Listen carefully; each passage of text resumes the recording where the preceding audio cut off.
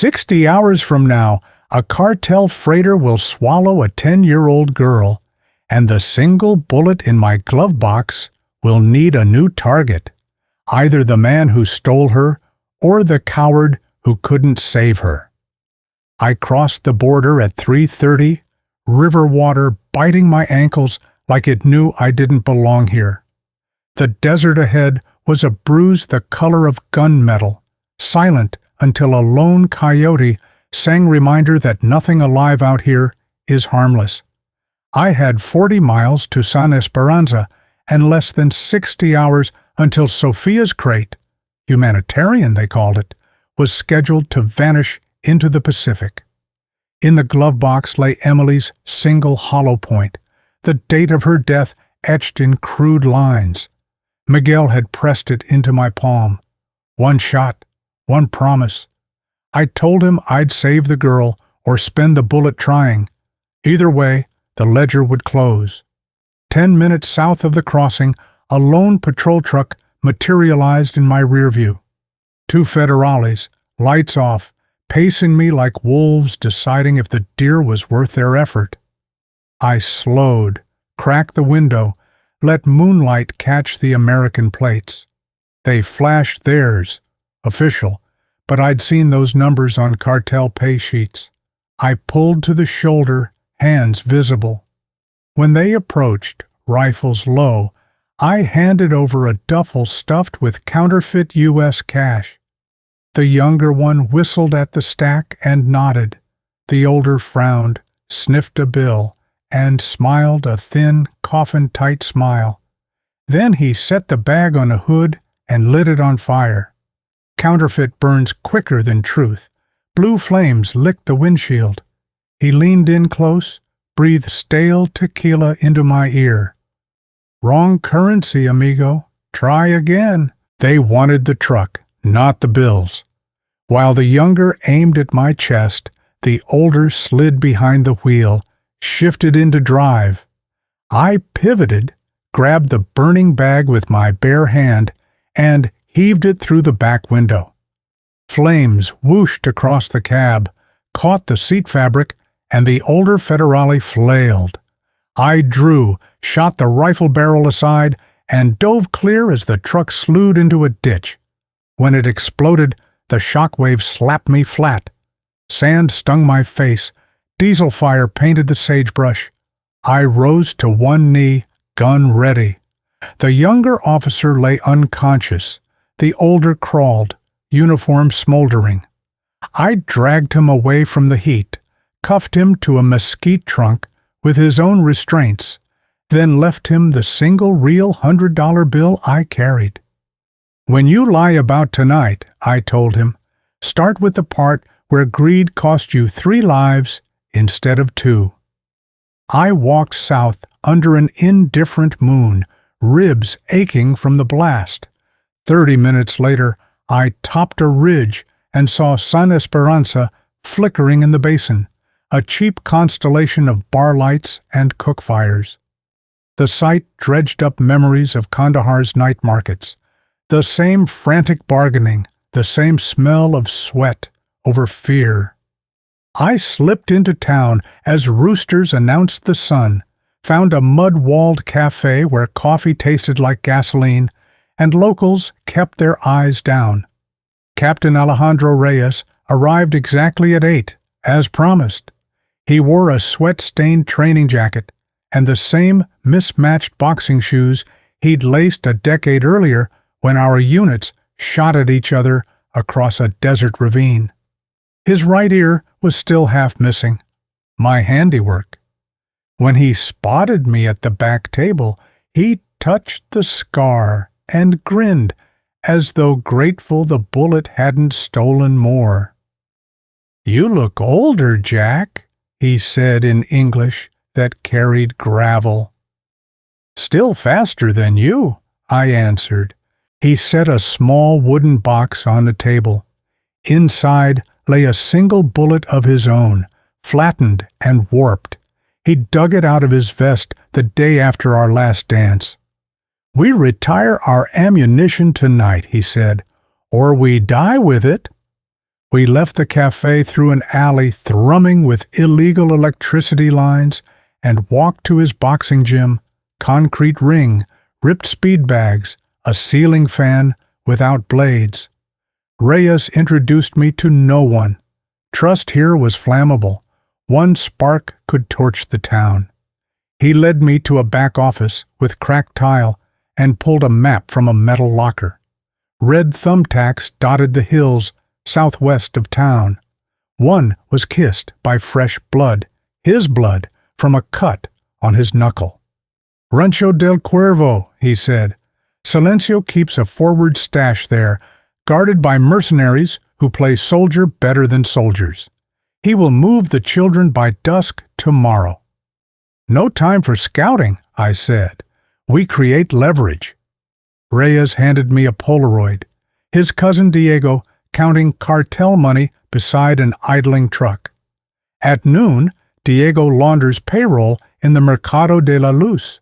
We take him alive. Silencio listens. Family bleeds louder than strangers. Diego had once smuggled penicillin for orphan clinics before the cartel bought his conscience. Now he was price tag and bargaining chip in one fragile frame. Reyes's jaw clenched as he tore the photo in half and pocketed it. We armed light, silenced Glock for me, baton and zip ties for him, and threaded through alleyways until the market opened. Stalls blossomed under tarpaulin wings, and the smell of roasting goat fought diesel fumes for dominance. We found Diego beneath a canopy of counterfeit designer shirts, thumbing stacks of pesos into a blue gym bag. Beside him stood a tall blond man in tactical khakis, military posture oozing off him like sweat. He held a satellite phone, antenna high, and as he spoke, he scanned rooftops, corners, reflective surfaces. Ex-operator, American. Reyes whispered, "Not cartel, private contractor." Diego zipped the bag, nodded, and moved deeper into the maze. We shadowed him past fruit vendors and live chicken cages. Then steel shutters slammed down around the plaza with a clang that emptied bowels and prayers alike. Vendors bolted, lights died, and I smelled the rust of gun oil hiding beneath cilantro. Automatic fire shredded tarps overhead. Pepper dust filled the air like orange fog. Reyes heaved a crate of tomatoes off its pallet. I yanked the pallet upright as cover. Ricochets sparked off metal roof beams. Through a curtain of peppers, I spotted the contractor dragging Diego toward a rear loading bay. We advanced under falling produce. Reyes hurled a smoke canister laced with chili powder. The cloud burned eyes, turned lungs into ashtrays. In the confusion, I sprinted, vaulted a table, and slid behind stacked propane tanks. The contractor shoved Diego into a van and spun with a suppressed SMG. I fired twice, caught him in the thigh. He crumpled, still conscious. Sirens wailed somewhere distant, a reminder cops here only arrived to count corpses. I cuffed the contractor, hauled him behind the van, and tore off his headset. He whispered, "You're late, Murphy. Plane leaves sooner than you think." "Give me the timetable." "Can't. I'm already past my extraction." He laughed through gritted teeth. "We're both dead assets." Something cold flicked my spine. I rummaged his pockets, found a thumb drive marked with a Pentagon seal. It wasn't Diego they'd wanted moved. It was this drive, and Diego was just soft wrapping paper. From the other side of the van, Reyes cursed. His cousin had slipped free, sprinting down an alley. Reyes aimed, but hesitated. Love and duty fenced inside him. The pause cost us. 2 cartel gunmen rounded the corner, dragging Reyes behind a stall. I shot one. The other fled with Diego, vanishing in smoke. I crouched beside Reyes. A bullet had grazed his arm, nothing fatal, but his eyes were glassed with fury and shame. "He's blood," he muttered, "but blood turns black when money replaces marrow." I handed him the Pentagon Drive. "Silencio's insurance. We still have leverage." Reyes nodded once. Then we followed a cousin to the nest. Sirens drifted closer, distant engines gathered like thunder.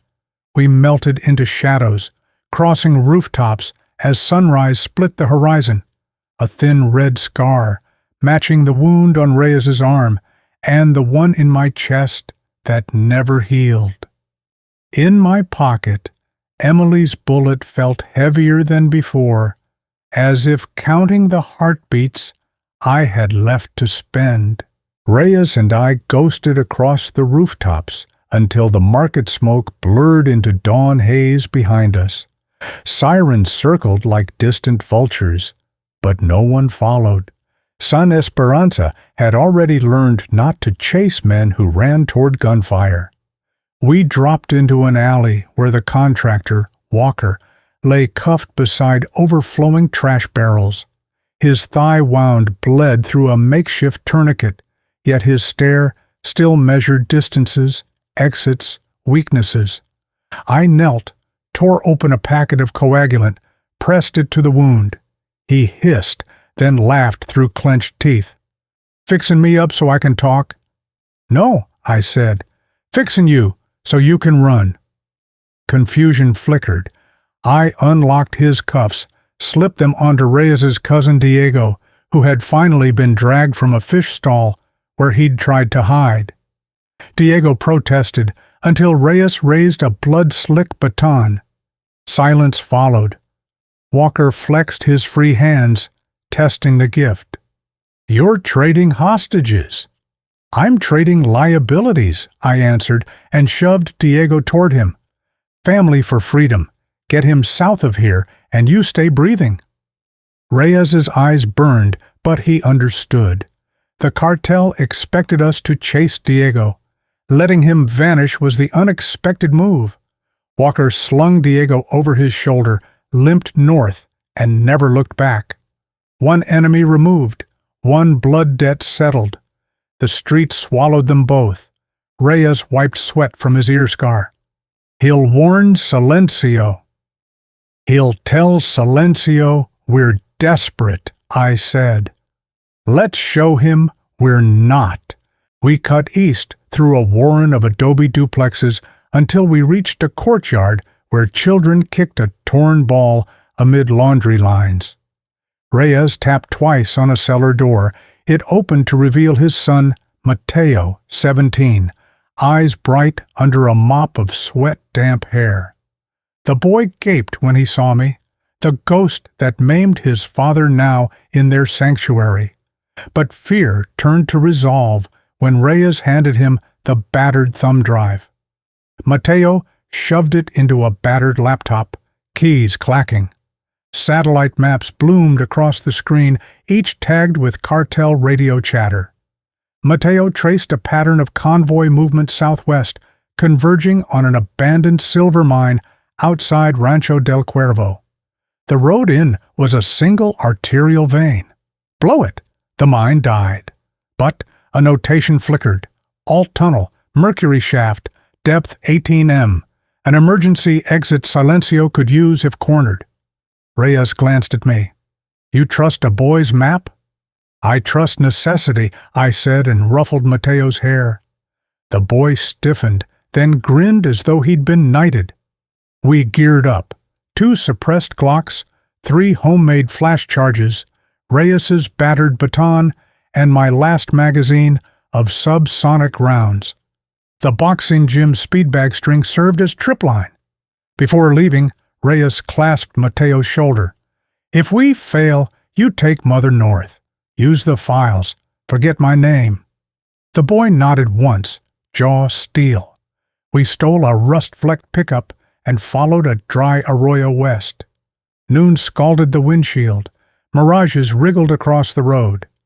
15 miles out, Reyes killed the engine, pointed to dust spirals near the horizon. mill-issue Humvees patrolling the mine entrance. But something else shimmered closer. A lone school bus wobbling toward town, paint sun-blasted to primer. As it rattled past, children's faces stared from the windows, lips cracked, eyes too old. None was Sofia, yet each reminded me of her. Reyes whispered, "Why release them?" "Decoy," I muttered. "Keep authorities busy with witnesses." A sudden gunshot cracked from the bus roof. The driver, a Red Cross volunteer, slumped. Mercenaries appeared in pickup beds, rifles raised to herd the children into an arroyo cul-de-sac. My stomach iced. Kill the witnesses, erase the story. Reyes and I slid down a drainage ditch, crawling under mesquite until we flanked the ambush. I tossed a flash charge into their pickup. The boom shattered windows, and riflemen scattered. Reyes sprang from cover, baton cracking skulls with boxer precision. I swept the ridge with suppressed shots, dropping 2 mercs before the third turned his rifle on a child. The young girl froze, mud at her ankles. Then one of my rounds took the gunman through the temple. The echo rolled away, leaving only children's ragged breaths. An older boy tugged my sleeve, pointed to the merc's sat phone. On its screen an open text read, "Package 1 lost. Initiate contingency. Chapel." A chill threaded my spine. Sofia's photo drifted across the display, time-stamped 10 minutes earlier. She was alive but alone, seated under a crumbling fresco of saints. Reyes loaded the children onto the bus, hot-wired the ignition, and pressed a pistol into the volunteer's trembling hand. "Drive north," he ordered.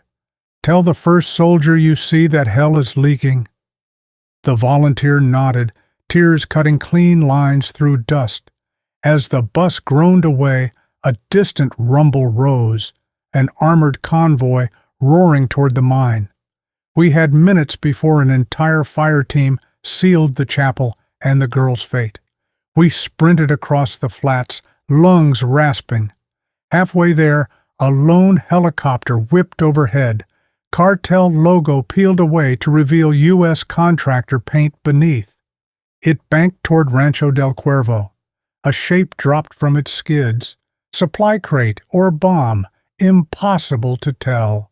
At the chapel, 2 guards lounged against ancient stone, smoking. Reyes feigned a drunken stumble, singing a slurred ranchera. The guards laughed, closed in. I slipped behind, garroted the first. Reyes drove his baton into the second's throat. We dragged bodies into a crypt entrance, took their rifles. Inside, candle smoke curled under a ceiling patched by centuries. Sofia sat near the altar, wrists bound, cheeks streaked with dried tears. At her back loomed a mercenary medic, checking IV bags. He heard us and spun, syringe in hand. I fired, the slug punching liquid and blood across the icon of St. Gabriel. Sofia tried to stand, her knees buckled. Reyes cut her free while I scanned pew shadows. A confession booth creaked. Out stepped Sergeant Anna Voss, hands up, face streaked with chapel dust. She wore no armor, only desert fatigues torn at the sleeve. "I told you," she said, "you're fighting the wrong war." "Wrong side of the border to preach," I growled, rifle trained on her chest. She kicked a duffel forward. Inside lay vials packed in dry ice, each labeled with biohazard glyphs and Army medical codes. Reyes whistled low. "Enough plague to drown a city," Voss's voice cracked. "Victor's selling the cure after the release. Children distract border patrol. Pathogens ride piggyback in aid crates. You detonate that mine, you spread the virus yourselves." Fireworks popped outside, Humvee convoy arriving. Reyes eyed the stained glass windows, measuring exits. Sofia squeezed my wrist, whispering, "I dreamed of Emily. She said you'd come." Heat flooded my ribs. I faced Voss. "Antidote location," I said. "Microchip in Victor's neck," she replied. "Cut it out, scan it, save whoever's left." I tossed Voss the rifle and a chance. "Cover the girl!" Reyes and I hauled the duffel down a side nave that opened into the bell tower.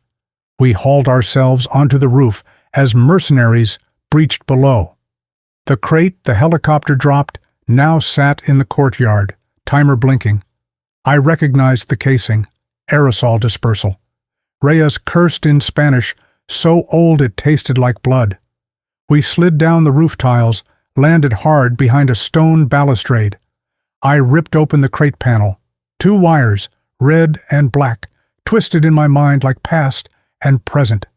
I cut the black. The timer froze at 12 seconds. A hand clapped slowly behind us. Victor Silva strode from the chapel doorway, suit ash-dusted, pupils gleaming under a silk hat. "Always the hero," he said, voice syrup over steel. I raised my pistol. He lifted a detonator. "Shoot me. Chapel turns to gas. Accept terms. I walk away, and you keep 1 girl." Reyes glanced at the horizon. Northbound dust cloud. Military trucks racing to quarantine the town. Time bled away. I holstered my weapon, stepped forward, empty-handed. Victor's grin widened until Reyes swung the baton into his wrist, detonator flying. I dove, caught it mid-air, threw it down the well shaft behind the chapel. An explosion thundered underground, harmless. Victor staggered. I flipped him, knife flashing, sliced the skin behind his ear, and popped out a rice grain chip slick with blood. Sirens wailed closer. Helicopter rotors thudded overhead. I looked down at the chip, coordinates scrolling like confession. Cure stockpiles, drone drop points, names of buyers. Proof enough to spare whole cities or burn governments. Sofia called from the doorway, tears shining like sunrise. I pocketed the chip, cuffed Victor to the crate he'd meant for children, and took the girl's hand. Reyes lifted his baton in salute. Behind us, the first military Humvee screeched to a halt, bewildered soldiers pouring out. I whispered to Sofia, "North is home, south is unfinished business." She squeezed my fingers. "We'll finish it together." Reyes laughed, deep and raw. "Then the world should tremble, amigo." And beneath a chapel roof cracked with bullet holes and redemption, we started walking, 1 step ahead of a plague, 1 step short of peace, and miles past the point where promises break. The helicopter thunder faded behind us, but the desert kept the smell of cordite as a reminder. Sofia rode Reyes's shoulders, small fingers tangled in his sweat-matted hair. Dawn bled along the horizon, and the air felt thin, as though the fight inside the chapel had stolen all the oxygen for miles. We trudged toward the ridge where Reyes's backup truck waited, each of us too tired to speak. Only the chip in my pocket felt awake, its silent catalog of pathogens, cure lots, and black budget names humming like a threat against my rib cage. At the truck, we slid Sofia into the back seat and gave her Reyes's canteen. She drank, wiped her mouth, and offered it to Reyes. It was the first moment since rescue that looked anything like normal, and it lasted exactly 5 breaths. Then, the radio we'd ripped from the mercenary convoy crackled, garbled English, coordinates, the words "clean sweep," military code for eradication, not recovery. Someone had just ordered a drone strike on the chapel. They meant to erase every corpse, every bullet casing, and the chemical canister Victor left behind. Reyes cursed. "They'll box us in, claim we planted the bomb." I studied the map pinned to the dash. 2 roads ran north. One led to the official crossing, now crawling with federales, hunting an American vigilante. The other hair-pinned west and dropped to the Pacific port of Puerto Piedad, the staging site Mateo had flagged. We had one shot to put truth in the open before Washington or Mexico City buried it forever. I started the engine. We take the port, broadcast the ledger. Reyes tightened his seatbelt, eyes flaring. That port is Cartel Fortress. Even with evidence, we'll be dead before we hit send. Then we send first, breathe later. Sofia leaned forward. You still have Emily's bullet? I nodded, thumbed the empty holster. Promise remembered. We rolled down the washboard road, dust plume curling like a question behind us. 20 minutes in, the first twist hit. A military UAV sliced overhead, its sensor pod tilting to track our heat signature. Reyes grabbed the wheel while I crawled onto the truck bed, snapped open the crate of chapel munitions we'd salvaged. Among the flash charges, I found an old Soviet flare. I struck it, red phosphorus blinding, and hurled it at a patch of barrel cactus 30 yards off. Heat bloom bloated, the drone's camera swung. Its Hellfire missile stitched the cactus into a rising fireball. We veered beneath an overhang, engine idling until the UAV passed, fooled by its own appetite. Back on the road, we caught the coastal highway just as fishing crews dragged their skiffs toward dawn tide. Puerto Piedad glimmered ahead, container cranes, fuel tanks, and a single cruise ship-sized freighter straddling the pier. La Dalia Negra. The name alone tasted like omen.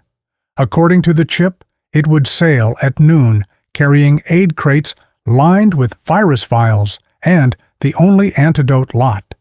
If that ship cleared international waters, nations would pay in millions, or corpses, to get those vials back. We ditched the truck behind a row of derelict tuna shacks. Reyes handed Sofia a radio and led her into a cement office whose windows faced the port entrance. Channel 7, he told her. Call Mateo if we fall. She nodded, fierce again. We moved along the breakwater, ducking behind nets and ice machines. 2 guards flanked the gangway, ex-mill contractors by posture, Cartel by paycheck. Reyes offered to distract them. I insisted on subtle. I cut a mooring rope farther down the pier, let it snap a stack of lobster traps into the ocean. The crash drew both men halfway. Reyes slipped behind, baton silent, and they folded into the tide like trash. We raced up the gangway. Cargo doors yawned open, forklifts zipping crates emblazoned with charity logos. I spotted the medical emblem matching the chapel canister. Those pallets were being lowered into a refrigerated hold.